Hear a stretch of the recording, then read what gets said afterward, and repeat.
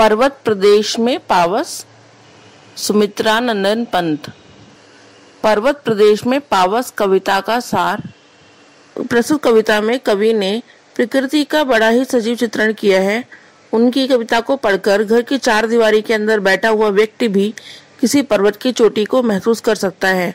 जिसने कभी पर्वत, वन, झरने नहीं देखे, वो भी पंत जी की इस अद्भुत कविता के जरिए प्रकृति की मनमोहक रूप की कल्पना कर सकता है। प्रस्तुत कविता में कवि ने दूर दराज की पर्वत श्रृंखलाओं तथा झरनों, वर्षा ऋतु एवं बादलों का वर्णन किया है, जिसे देखकर कोई भी व्यक्ति प्रकृति से प्यार कर बैठेगा। कविता इस प्रकार है। पावस ऋतु थी पर्वत प्रदेश, पल पल परिवर्तित प्रकृति वेश।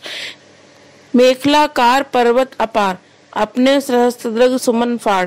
अवलोक रहा है बार बार, नीचे जल में निज महाकार।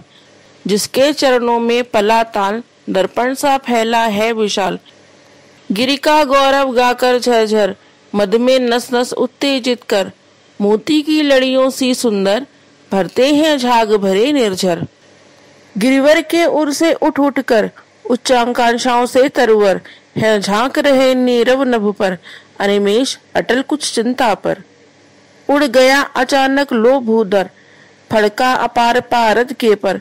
रब शेष रह गए हैं निर्झर, है टूट पड़ा भू पर अंबर। धस गए धरा में सभय शाल, उठ रहा धुआं जल गया ताल। यूं जलद यान में विचर विचर, था इंद्र खेलता इंद्रजाल। पर्वत प्रदेश में पावस कविता का अर्थ। पावस ऋतु थी पर्वत प्रदेश, पल पल परिवर्तित प्रकृति वेश। पर्वत प्रदेश में पावस की प्रस्तुत पंक्तियों में कवि सुमित्रा नंदन पंत जी ने वर्षा ऋतु का वर्णन करते हुए पर्वतों के ऊपर प्रकृति में पल पल हो रहे बदलाव के बारे में बताया है। उनके अनुसार वर्षा ऋतु में पहाड़ों के ऊपर कभी धूप खिल जाती है तो कभी उन्हीं पहाड़ों को घने काले बादल घेर लेते हैं, अर्थात उन्हें छुपा लेते हैं।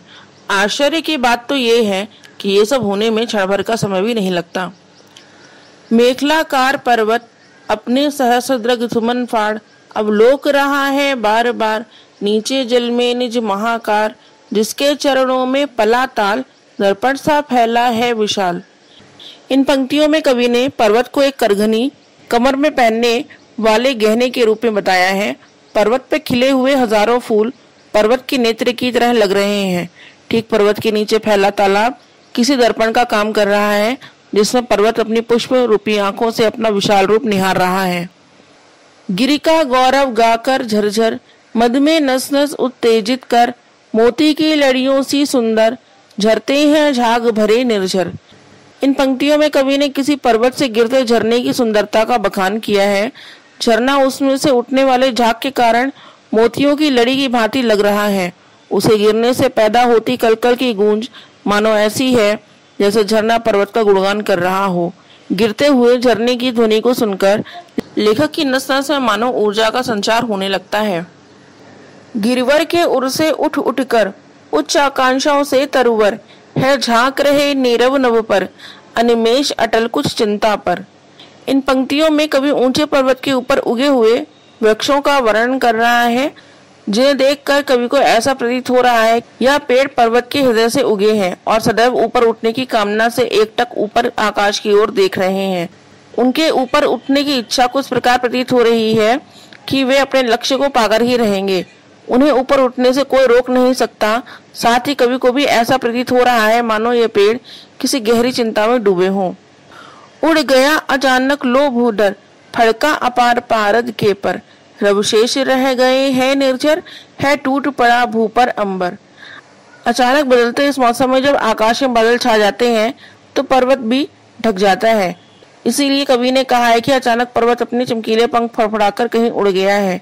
वह अब कहीं नजर नहीं आ रहा, चारों ओर कुछ दिखाई नहीं दे रहा, सिर्फ झरने की गिरने की आवाज सुनाई दे रही है। ऐसा प्रतीत होता है कि मानो आकाश पृथ्वी पर आ गिरा हो।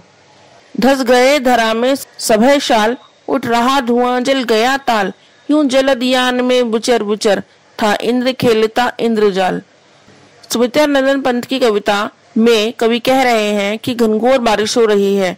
इस मूसलाधार बरसात के कारण वातावरण में चारों ओर कोहरा फैल जाता है, जिसकी वजह से शाल के विशाल पेड़ भी दिखाई नहीं देते। इसलिए कवि ने कहा है कि शाल के पेड़ डरकर धरती में घुस जाते हैं। इस निरंतर उठते कोहरे को देखकर ऐसा प्रतीत हो रहा है मानो तालाब में आग लग गई हो। प्रकृति के विभिन्न रूपों को देखकर कवि को ऐसा लग रहा है जैसे इंद्र बादलों में घूम घूम कर अपना खेल खेल रहे हों। धन्यवाद।